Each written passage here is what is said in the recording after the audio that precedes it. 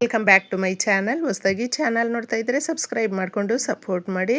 ವಾರಾಹಿ ದೇವಿಯ ಆಶೀರ್ವಾದ ಎಲ್ಲರ ಮೇಲೂ ಇರಲಿ ಅಂತ ವಿಡಿಯೋ ಪ್ರಾರಂಭ ಮಾಡ್ತಾ ಇದ್ದೀನಿ. ತುಂಬ ಸುಲಭ ವಿಧಾನದಲ್ಲಿ ಸಮಸ್ಯೆಗಳನ್ನು ಬಗೆಹರಿಸ್ಕೊಳ್ಬಹುದು. ಯಾಕೆ ಅಂದರೆ ಎಷ್ಟೋ ಸಮಸ್ಯೆಗಳನ್ನು ಕೆಲವೊಂದು ದಿನ ತಿಥಿ ವಾರಗಳು ನಮ್ಮ ಸಮಸ್ಯೆಗಳನ್ನು ಬಗೆಹರಿಸೋದಕ್ಕೆ ತುಂಬ ಶಕ್ತಿಯನ್ನು ಹೊಂದಿರುತ್ತೆ. ಈ ದಿನಗಳಲ್ಲಿ ಅಂದರೆ ಶುಕ್ರವಾರ ಅಷ್ಟಮಿ ತಿಥಿ ಬಂದಿದೆ. 8 ದಿಕ್ಕುಗಳಿಂದ ಮನುಷ್ಯನಿಗೆ ಸಾಕಷ್ಟು ಸಮಸ್ಯೆಗಳು ಬರ್ತಾ ಇದೆ. ನಮಗೆ ಕೂತ್ಕೊಳ್ಳೋದಕ್ಕೂ ನಿಂತ್ಕೊಳ್ಳೋದಕ್ಕೂ ನಿದ್ದೆ ಮಾಡೋದಕ್ಕೂ ತಿನ್ನೋದಕ್ಕೂ ಯಾವುದರಲ್ಲೂ ಕೂಡ ನೆಮ್ಮದಿನೇ ಇಲ್ಲ. ಏನು ಮಾಡಬೇಕು, ಯಾರ ಸಹಾಯ ಕೂಡ ಇಲ್ಲ. ಒಬ್ಬಂಟಿ ಜೀವನ ಆಗಿಬಿಟ್ಟಿದೆ. ನಮ್ಮ ಕಷ್ಟ ಬಾಧೆ ಕಣ್ಣೀರು ಕೇಳೋರೇ ಇಲ್ಲ. ಯಾವಾಗಲೂ ನಾವು ದುಡಿತಾ ಇದ್ದೀವಿ, ಆದರೂ ಕೂಡ ನಮಗೆ ಸಾಲದ ಸಮಸ್ಯೆಗಳು ತುಂಬ ಇದೆ ಅನ್ನುವಂಥವರು ಈಸಿಯಾಗಿ ಈ ಪರಿಹಾರವನ್ನು ಮಾಡ್ಕೊಳ್ಳಿ. ನಿಮ್ಮ ಮನೆ ಹತ್ರ ತುಳಸಿ ಗಿಡ ಇದ್ದರೂ ಅಥವಾ ನಿಮ್ಮ ಟೆರೇಸ್ ಮೇಲೆ ನೀವು ಇಟ್ಟಿದ್ದರೂ ನಿಮ್ಮ ಸುತ್ತಮುತ್ತ ಎಲ್ಲೇ ಇದ್ದರೂ ಕೂಡ ನೀವು ಈ ಪರಿಹಾರವನ್ನು ಮಾಡ್ಕೊಳ್ಬಹುದು. ತುಳಸಿ ಗಿಡ ಎಲ್ಲರೂ ಕೂಡ ನೆಟ್ಕೊಂಡಿರಬೇಕು. ಶುದ್ಧವಾದಂಥ ಗಾಳಿ ಬರುತ್ತೆ, ನಕಾರಾತ್ಮಕ ಶಕ್ತಿಗಳು ಕಡಿಮೆ ಆಗುತ್ತೆ. ಪಾಸಿಟಿವ್ ವೈಬ್ಸು ಜಾಸ್ತಿ ಆದಾಗ ನಮಗೆ ಸಮಸ್ಯೆಗಳು ಕಡಿಮೆ ಆಗುತ್ತೆ. ಇದನ್ನು ನೆನಪಲ್ಲಿಟ್ಕೊಂಡು ಈ ದಿನ ನೀವು ಸಂಜೆ 7-10 ಒಳಗೆ ತುಳಸಿ ಗಿಡದ ಹತ್ರ ಈ ನೀರನ್ನು ಚೆಲ್ಲಿದ್ರೆ ಎಷ್ಟೋ ಸಮಸ್ಯೆಗಳು, ಸಾಲದ ಸಮಸ್ಯೆಗಳು, ಮನೆಯಲ್ಲಿ ಕೆಲಸಕ್ಕಾಗಿ ಪರದಾಡ್ತಾ ಇದ್ದರೆ, ಕಷ್ಟಗಳು ಜಾಸ್ತಿ ಇದ್ದರೆ, ಗೊಂದಲದ ಜೀವನ ಇದ್ದರೆ, ಮನೆಯಲ್ಲಿ ಇರುವಂಥ ಸದಸ್ಯರು ಒಬ್ಬರನ್ನೊಬ್ಬರು ಅರ್ಥ ಮಾಡ್ಕೊಳ್ತಾ ಇಲ್ಲ, ಅಡ್ಜಸ್ಟೇ ಮಾಡ್ಕೊಳ್ತಾ ಇಲ್ಲ, ಜೀವನ ತುಂಬ ಕಷ್ಟ ಇದೆ ಅನ್ನುವಂಥವರು ತಪ್ಪದೆ ಅಷ್ಟಮಿ ದಿನ ಯಾವುದೇ ಪರಿಹಾರವನ್ನು ಮಾಡಿಕೊಂಡ್ರೂ ನಂಬಿಕೆ ಇಟ್ಟು ಆ ಸಮಸ್ಯೆ ಬಗೆಹರಿಯುತ್ತೆ ಸ್ನೇಹಿತರೆ. ಹೌದು, ಯಾಕಂದರೆ ಅಷ್ಟಮಿಗೆ ಅಷ್ಟೊಂದು ಶಕ್ತಿ ಅನ್ನೋದಿದೆ. ನಿಮಗೆ ಯಾವುದೇ ರೀತಿಯಾದಂಥ ಪೂಜೆಗಳನ್ನು ಮಾಡ್ಕೊಳ್ಳೋದಕ್ಕಾಗಲಿಲ್ಲ ಅಂತ ಹೇಳಿದ್ರು ನಾಯಿಗಳಿರುತ್ತಲ್ವ, ಅವುಗಳಿಗೆ ಆಹಾರವನ್ನು ಕೊಡಿ. ಯಾಕಂದರೆ ಅಷ್ಟಮಿ ಅಂದರೆ ನಾವು ಕಾಲಭೈರವನನ್ನು ಪೂಜಿಸುವಂಥದ್ದು.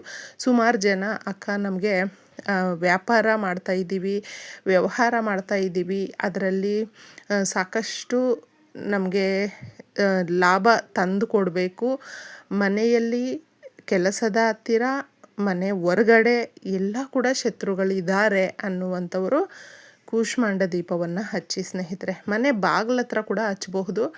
ಮುಖ್ಯವಾಗಿ ಈ ರೀತಿ ನಮಗೆ ಕಾಲಭೈರವನ ದೇವಸ್ಥಾನಗಳು ಸಿಕ್ಕಿದಾಗ ಆ ಜಾಗದಲ್ಲಿ ಕೂಷ್ಮಾಂಡ ದೀಪವನ್ನು ಹಚ್ಚಿ ಬಂದರೆ ಈ ಜೀವನಕ್ಕೆ ಸಾಕಪ್ಪ, ಇನ್ನು ನಾವು ಈ ಕಷ್ಟನ ತಡ್ಕೊಳ್ಳೋದಕ್ಕಾಗೋದಿಲ್ಲ ಅನ್ನುವಂಥವರು ಕೂಡ ಎದ್ದು ಮುಂದೆ ನಡೀತಾರೆ. ಅಷ್ಟು ಶಕ್ತಿಯುತವಾದ ಕೂಷ್ಮಾಂಡ ದೀಪ ಅಂತ ಹೇಳಬಹುದು. ನಿಮಗೆ ದೇವಸ್ಥಾನ ಸಿಗಲಿಲ್ಲ ಅಥವಾ ಮಾಡ್ಕೊಳ್ಳೋದಕ್ಕಾಗಲಿಲ್ಲ ಅಂತ ಹೇಳಿದ್ರೂ ಪರವಾಗಿಲ್ಲ, ನೀವು ಕಾಲಭೈರವನನ್ನು ನೆನೆಸ್ಕೊಳ್ತಾ ನಾಯಿಗೆ ಏನಾದರೂ ತಿಂಡಿಯನ್ನು ಕೊಡಿ, ತುಂಬ ಒಳ್ಳೆಯದು. ಇನ್ನು ಮುಖ್ಯವಾಗಿ ಸಂಜೆ ತುಳಸಿ ಗಿಡದ ಹತ್ತಿರ ಈ ಪರಿಹಾರವನ್ನು ಮಾಡಿಕೊಂಡ್ರೆ ಅಷ್ಟ ಕಷ್ಟಗಳನ್ನು ನಿವಾರಣೆ ಮಾಡುವಂಥ ಒಂದು ಶಕ್ತಿ ಇದೆ ಅಂತ ಹೇಳಿದ್ರೆ ಈ ಪರಿಹಾರದಲ್ಲಿ ನೀವು ಒಂದು ಗಾಜಿನ ಲೋಟವನ್ನು ತಗೊಂಡು ಸ್ವಲ್ಪ ಚೆನ್ನಾಗಿರುವಂಥ ನೀರನ್ನು ತಗೊಳ್ಳಿ. ಅದಕ್ಕೆ ಹಾಕುವಂಥ ವಸ್ತುಗಳಿದೆ ನೋಡಿ, ಅದೆಲ್ಲವೂ ನಮ್ಮ ಮನೆಯಲ್ಲೇ ಇರುವಂಥದ್ದು. ಈ ವಸ್ತುಗಳನ್ನು ನಾವು ಬಳಸೋದ್ರಿಂದ ಯಥೇಚ್ಛವಾದಂಥ ಧನಲಾಭವನ್ನು ತಂದುಕೊಡುತ್ತೆ. ಎಲ್ರಿಗೂ ಕೂಡ ಹಣದ ಅವಶ್ಯಕತೆ ಅನ್ನೋದಿದೆ. ಕುಂಕುಮ ತಗೊಳ್ಳಿ, ಕುಂಕುಮದ ಹೂವು ಇದ್ದರೆ ನೀವು ಅದನ್ನು ಬಳಸ್ಕೊಳ್ಬಹುದು.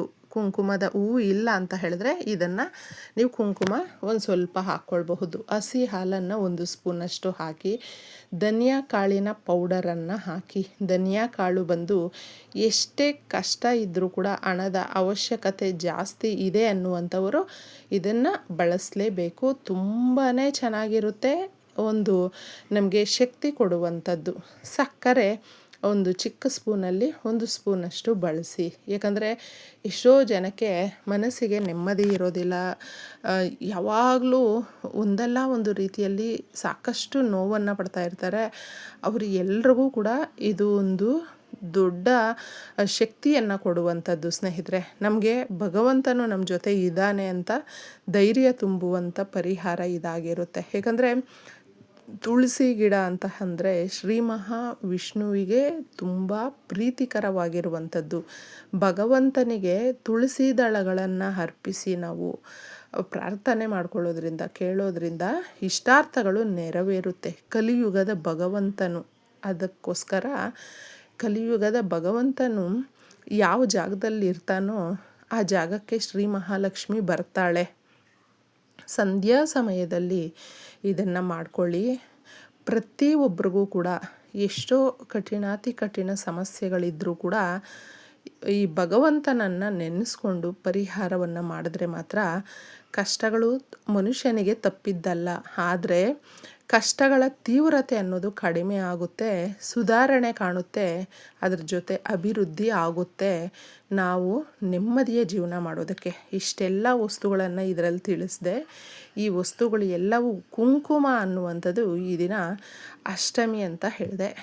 ಶ್ರೀ ಮಹಾಲಕ್ಷ್ಮಿಗೆ, ವಾರಾಹಿ ದೇವಿಗೆ ತುಂಬ ಶಕ್ತಿ ಇರುವಂಥ, ಇಷ್ಟಪಡುವಂಥ ದಿನ ಇದು. ಈ ದಿನ ಸಂಕಲ್ಪ ಮಾಡಿಕೊಂಡ್ರೆ ಸಾಕು, ಯಾವುದೇ ರೀತಿಯಾದಂಥ ಕೋರಿಕೆ ನೆರವೇರುತ್ತೆ. ಸಂಕಲ್ಪಕ್ಕೆ ಅಷ್ಟು ಶಕ್ತಿ ಇರುತ್ತೆ ಸ್ನೇಹಿತರೆ. ಈ ವಸ್ತುಗಳನ್ನು ನೀವು ನೀಟಾಗಿ ಆ ಗಾಜಿನ ಲೋಟದಲ್ಲಿ ಹಾಕಿ ಚೆನ್ನಾಗಿ ಮಿಕ್ಸ್ ಮಾಡಬೇಕು. ಇದನ್ನು ಮಿಕ್ಸ್ ಮಾಡ್ತಾ ಹೇಳ್ಕೊಳ್ಬೇಕು. ಮನೆಯಲ್ಲಿ ನಮಗೆ ನಾನಾ ಥರದ ಸಮಸ್ಯೆಗಳು ಇರುತ್ತೆ. ಯಾಕಂದರೆ ಮನೆಯ ಹೊರಗಡೆಯಿಂದ ಬರುವಂಥ ಸಮಸ್ಯೆಗಳನ್ನು ಅದು ಅಲ್ಲೇ ತಡೆದು ಓಡಿಸುತ್ತೆ. ಇದನ್ನು ನೆನಪಲ್ಲಿಟ್ಕೊಂಡು ಈ ಪರಿಹಾರವನ್ನು ಮಾಡಿಕೊಂಡ್ರೆ ಎಷ್ಟೋ ಜನಕ್ಕೆ ಹಣದ ಅವಶ್ಯಕತೆ ಅನ್ನೋದು ಇರುತ್ತೆ ನೋಡಿ, ಆಪರ್ಚುನಿಟಿ ಅನ್ನೋದು ಬರುತ್ತೆ ಸ್ನೇಹಿತರೆ. ಕಡುಬಡತನ ಇದ್ದರೂ ಕೂಡ ಸುಧಾರಣೆ ಕಾಣ್ತೀವಿ. ದಿನದಿಂದ ದಿನಕ್ಕೆ ಅಭಿವೃದ್ಧಿ ಅನ್ನುವಂಥದ್ದು ಬರುತ್ತೆ. ಧನದ ದ್ವಾರಗಳು ತೆರೆದುಕೊಳ್ಳುತ್ತೆ. ಸಾಲ ತೀರಿಸೋದಕ್ಕೆ ಅವಕಾಶಗಳು ಸೃಷ್ಟಿಯಾಗುತ್ತೆ. ಕೆಲಸ ಅನ್ನುವಂಥದ್ದು ನಮಗೆ ಹುಡುಕೊಂಡು ಬರುತ್ತೆ. ಅಂದರೆ ನಾವು ಕಷ್ಟಪಟ್ಟು ದುಡಿದು ನಮ್ಮ ಸಮಸ್ಯೆಗಳನ್ನು ಬಗೆಹರಿಸ್ತೀವಿ ಅಂತ ಹೇಳಿದಾಗ ಈ ರೀತಿಯ ದೊಡ್ಡ ಆಪರ್ಚುನಿಟಿಗಳು ಅನ್ನುವಂಥದ್ದು ನಮಗೆ ಯಥೇಚ್ಛವಾಗಿ ಬರುತ್ತೆ. ಆಕಸ್ಮಿಕ ಧನಲಾಭ ಆಗುತ್ತೆ. ಬಡತನ ಅನ್ನೋದು ಮುಖ್ಯವಾಗಿ ದೂರ ಆಗುತ್ತೆ. ಎಷ್ಟೋ ಜನಕ್ಕೆ ಈ ಬಡತನ ಅನ್ನೋದು ಕಾಡ್ತಾ ಇರುತ್ತೆ. ಅಂದರೆ ಒಂದು ಚಿಕ್ಕ ಯಾವುದಾದ್ರೂ ಮಕ್ಕಳಿಗೆ ತುಂಬ ಬೇಕಾಗಿರುವಂಥದ್ದು ಕೂಡ ತಗೊಳ್ಳೋದಕ್ಕಾಗೋದಿಲ್ಲ. ಅವ್ರಿಗೆ ಸ್ಕೂಲ್ ಫೀಸ್ ಆಗಲಿ, ಕಾಲೇಜ್ ಫೀಸ್ ಆಗಲಿ ಕಟ್ಟೋದಕ್ಕಾಗೋದಿಲ್ಲ. ಅವ್ರು ಕೇಳಿದಂಥದ್ದು ಏನೂ ತಗೊಳ್ಳೋದಕ್ಕಾಗೋದಿಲ್ಲ. ಇದನ್ನು ನೋಡಿ ಎಷ್ಟೋ ಪೇರೆಂಟ್ಸು ತುಂಬಾ ಬಾಧೆ ಪಡ್ತಾ ಇರ್ತಾರೆ. ಅಂತಹವರೆಲ್ಲರೂ ಕೂಡ ಈ ರೀತಿ ನಂಬಿಕೆಯಿಂದ ಸಂಕಲ್ಪ ಮಾಡಿಕೊಂಡು ತುಳಸಿ ಗಿಡದ ಹತ್ರ ಇದನ್ನು ಚೆಲ್ಲಿ ನೋಡಿ, ಇಷ್ಟಾರ್ಥಗಳು ನೆರವೇರುತ್ತೆ, ಸಮಸ್ಯೆಗಳು ಬಗೆಹರಿಯುತ್ತೆ. ತುಂಬ ನೆಮ್ಮದಿಯ ಜೀವನ ಅನ್ನುವಂಥದ್ದು ನಮಗೆ ಈ ಒಂದು ಕಾಲದಲ್ಲಿ ಸಿಕ್ಕೇ ಸಿಗುತ್ತೆ ಸ್ನೇಹಿತರೆ. ಎಲ್ರಿಗೂ ಒಳ್ಳೆಯದಾಗಲಿ. ಧನ್ಯವಾದ.